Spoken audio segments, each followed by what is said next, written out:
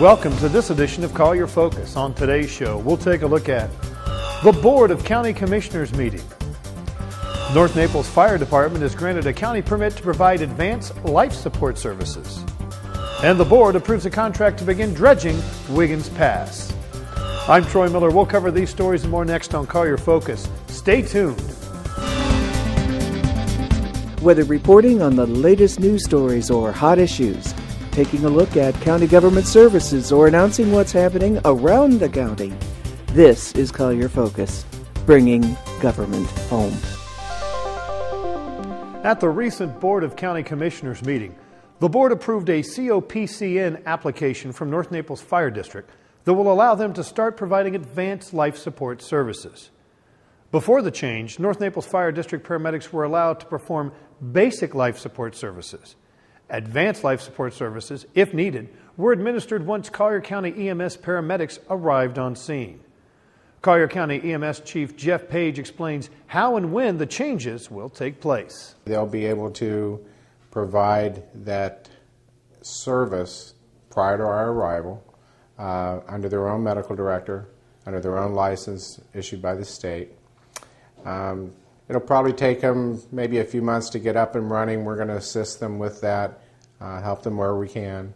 And I would think at that time, at the point they're up and running, we'll be able to establish what deployment strategies we're going to make from there. We're going to be meeting with them on a regular basis, and there may be an opportunity to redeploy some of those units that are up there for transport now into neighboring districts where maybe the response time is not as good.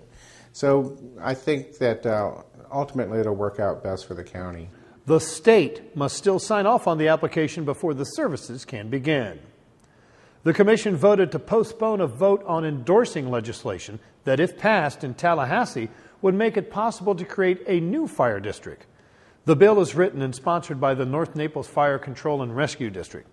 The new district would be known as the Southwest Florida Fire and Control Rescue District and could potentially pave the way for the consolidation of fire districts throughout the county.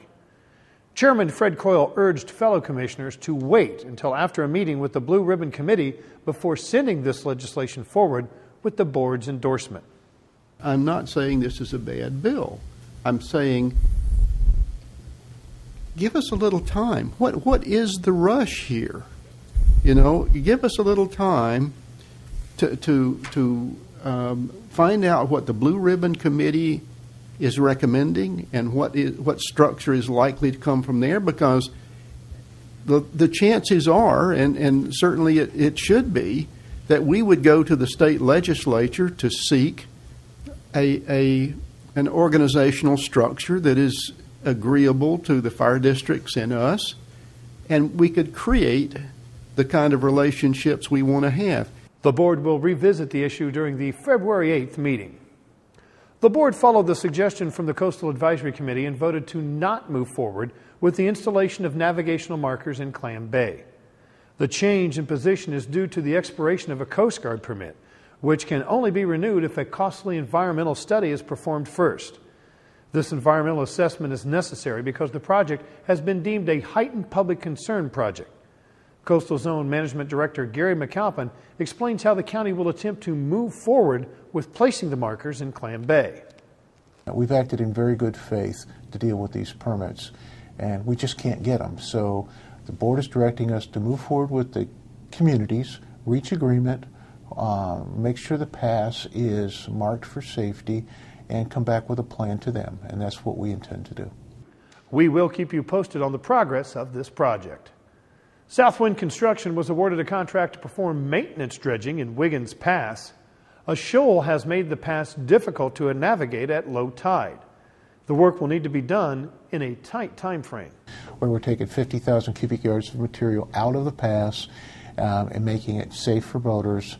And we awarded it to Southwind. Southwind has to be complete by the beginning of turtle nesting season. It's a very tight schedule. We have experienced low tides and some groundings by the boaters in that area, and we're going to correct it. So that's our plan right now, is to have this contractor mobilized by February 15th and get the work done and for the benefit of the community at Wiggins Pass. The sand dredged from the pass will be used to partially renourish Barefoot Beach.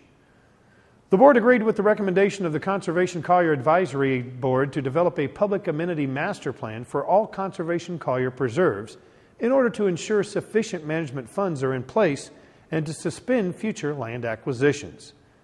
The Conservation Collier tax expires in 2013, and the focus is shifting from land acquisition to land management.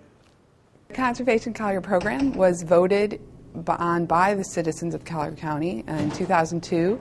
We voted to tax ourselves to acquire and manage in perpetuity preserve land. Right now, since 2003, I think our first purchase was in 2004. Since then, we've acquired over 4,000 acres in 19 different locations.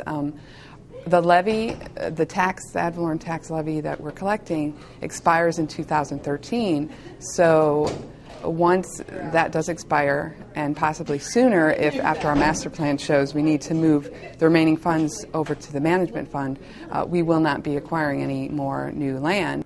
Conservation Collier is a willing seller program. There are currently 4 properties whose purchase is still pending. Tourism numbers rebounded slightly in 2010, but the push is still on to increase that number this year. To that end, the board approved a $2.3 million contract with Paradise Advertising for tourism and marketing services. Tourism Director Jack Wirtz says the relationship with Paradise Advertising has benefited the county.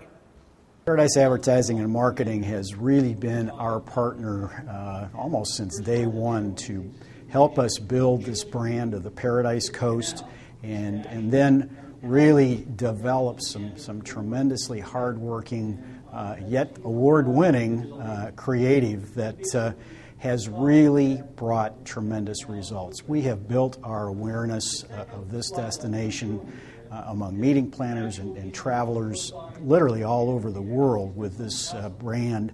And so it has been a partnership. We work together every single day.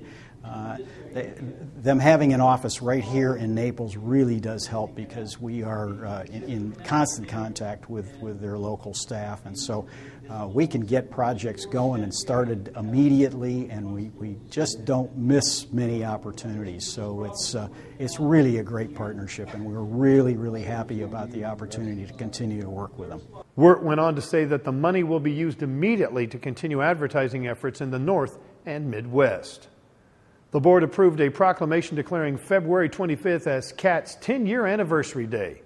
Collier Area Transit has served millions of riders and is one of the top public transportation services in the state. On February 25th, be sure to take a ride on any CAT bus for free to help celebrate this month's important milestone. Water conservation was the message from Clarence Tiers, director of the Big Cypress Basin Board. With a significant La Nina effect still in place, the long-term rainfall forecast calls for a continuation of drier than average conditions for the remainder of the dry season. Although Collier County is a leader in water management during drought conditions, conservation is still critical. We're actually increasing communications. Actually, the district governing board issued a warning for certain parts of the district because the water levels are so low. Over here, because our resources diversified, what we're just asking is people to conserve, do a better job, irrigate their lawns a little bit less, and just try to protect the resource so we can get through this drought. This year's dry season was preceded by the driest October since the district began record keeping in 1932. To learn more about current water restrictions, go to colliergov.net or call 252-2380. The board recognized Gold Coast Salads as the business of the month. Gold Coast Salads is a company that manufactures high-quality seafood spreads. Gold Coast Salads was established in the fall of 2001 and is committed to providing their customers with high-quality products, excellent service, and 100% satisfaction. Gold Coast Salads is a family-run business led by Peter Rondo Sr., Peter Radno Jr., and Adam Radno. Their facility currently serves over 200 Costco warehouses and dozens of other retailers. Well, it's time for a break. When we come back, the Transportation Department held an open house to review new bridge plans. And the new FPL Greenway opening is celebrated with a ribbon cutting. All of that and more when Collier Focus continues. Welcome back to Collier Focus.